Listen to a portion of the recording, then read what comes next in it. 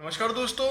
आज की वीडियो में हम देखेंगे कि शुरुआत करने से पहले आपको डीमैट अकाउंट खुलवाना होगा और डीमैट अकाउंट की क्या जरूरत है और क्या चीज़ है और कहाँ खुलेगा। ये सब चीज़ बिल्कुल आज क्लियर हो जाएंगे आज की वीडियो में।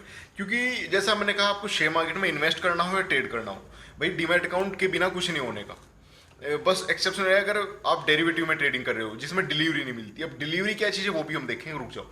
देखो डीमैट अकाउंट है क्या चीज़, एकदम समझो। ये बिल्कुल बैंक अकाउंट जैसा ही है। जैसे बैंक अकाउंट में हम पैसे जमा करते हैं, ऐसे डीमैट अकाउंट में शेयर जमा होते हैं।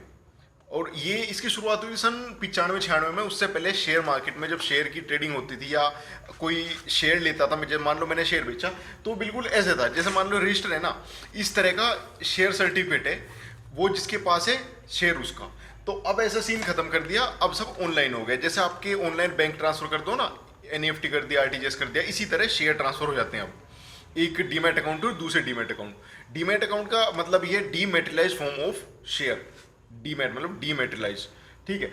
अब देखो बैंक अकाउंट की तरह ये बस इसमें ये नहीं होता जैसे बैंक अकाउंट होते हैं ना कि भाई ये सेम अकाउंट, ये करंट अकाउंट, ऐसा कुछ नहीं। डीमैट अकाउंट सिर्फ एक ही तरह का होता है और उसके अंदर ही आपके जितने भी म्यूचुअल फंड और बॉन्ड और जितने भी फाइनेंशियल इंस्ट्रूमेंट्स हैं सब उसके अंदर शो होते हैं, उस सब उसके अंदर आपको दिख जाएंगे और एक ही डीमैट अकाउंट से आपका काम चल जाएगा।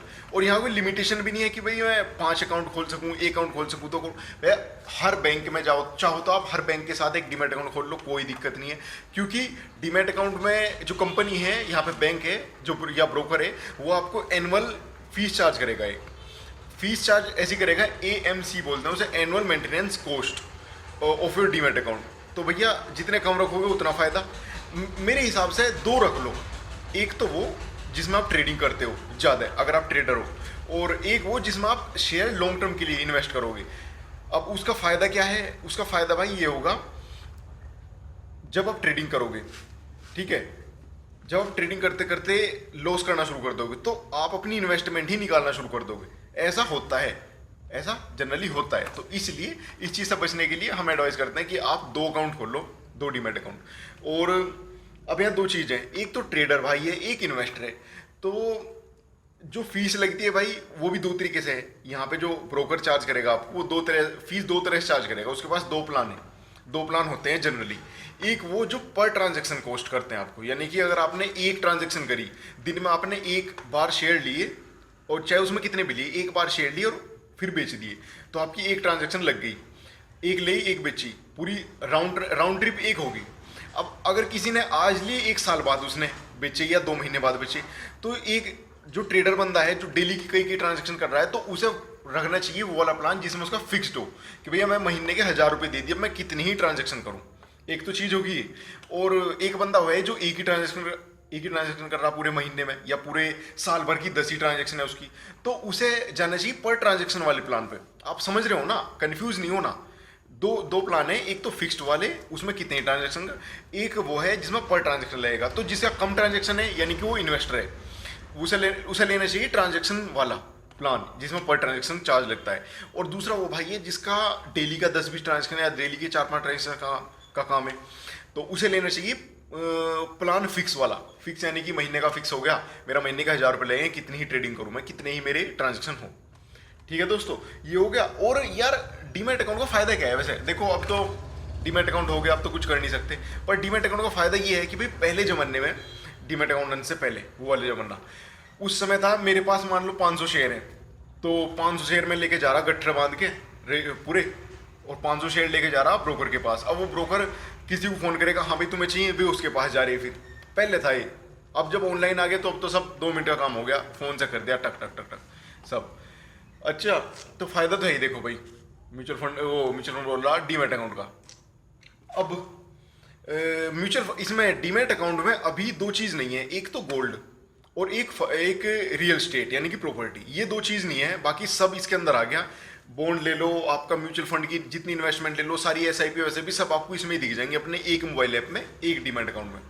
तो आपको हर जगह भागने की जरूरत नहीं भाई मेरा SIP कितने की हो रही, म्यूचुअल फंड में कितना पड़ा, इक्विटी में कितना पड़ा, है ना।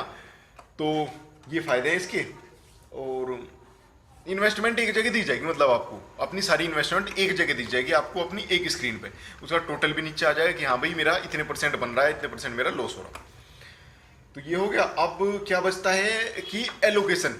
भाई एसेट एलोकेशन, जो आपने जितना पैसा लगाया, मान लो मैंने कुछ पैसा लगाया अपना इक्विटी में, कुछ पैसा मैंने लगाया बॉन्ड में, कुछ पैसा लगाया म्यूचुअल फंड में, कुछ पैसे लगा दिए मैंने गोल्ड में, गोल्ड के ईटीएफ में, ठीक है, एक्सचेंज ट्रेडेड फंड गोल्ड के बेसिस पे, वो तो हो जाएगा शो आपका डीमैट अकाउंट में भी।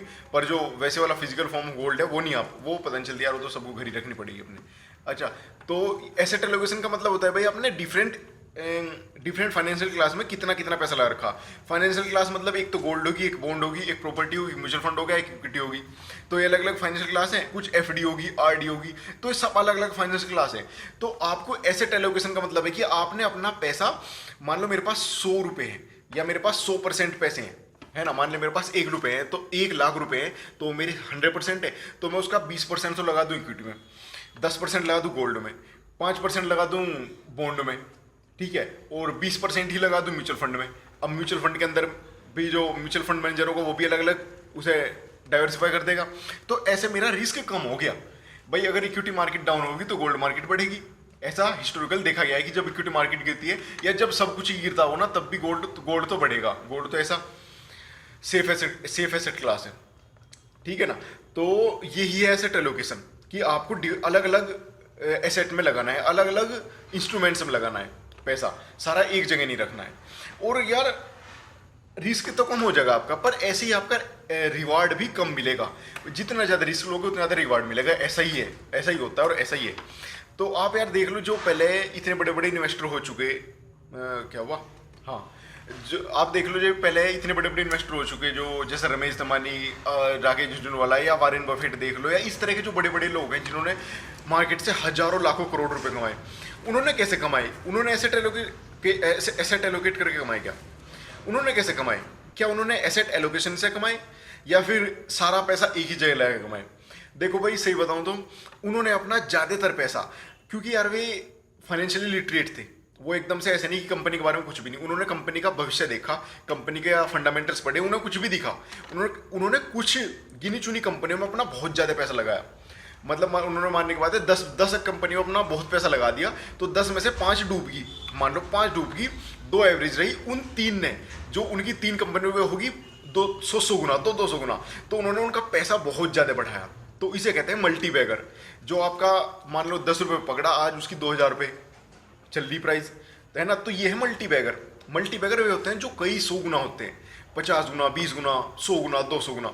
तो उन्हें ऐसे मल्टी बैगर पकड़वा के अपनी शुरुआती स्टेज में, तो ऐसा नहीं है मल्टी बैगर अब नहीं हो रहे, अब भी हो रही। जो कंपनियां अब लिस्ट हो रही है, जिन्होंने अब अपनी नींव रखी, आने वाले 10, 20, 50 साल में वो भी मल्टी बैगर हो जाएंगे। तो उनका फायदा तो उसे मिलेगा ना, जो भाई इन्वेस्ट करेगा, फायदा तो वही उठाओगे जो शुरुआत करेगा। जो शुरुआत ही नहीं करेगा वो क्या ही मल्टी बैगर पाएगा, है ना। तो जब इन्वेस्ट करना शुरू करोगे तो मल्टी बैगर भी आएंगे हाथ में। बी पॉजिटिव, सब कुछ सही हो जाएगा और पैसे तो बनेंगे, और मार्केट से तो तुम अच्छा ही कमा लोगे। अगर तुम मल्टी बैगर भी ना पकड़ पाए तो मार्केट से अच्छा ही कमा लोगे, तुम टेंशन ना लो, शुरुआत करो बस, जितना जल्दी करोगे उतना बढ़िया।